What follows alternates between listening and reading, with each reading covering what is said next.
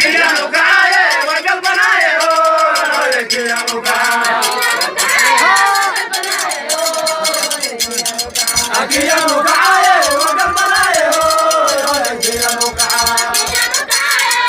Ghiền Mì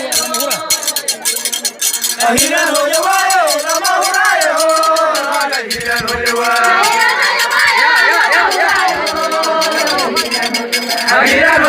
để không bỏ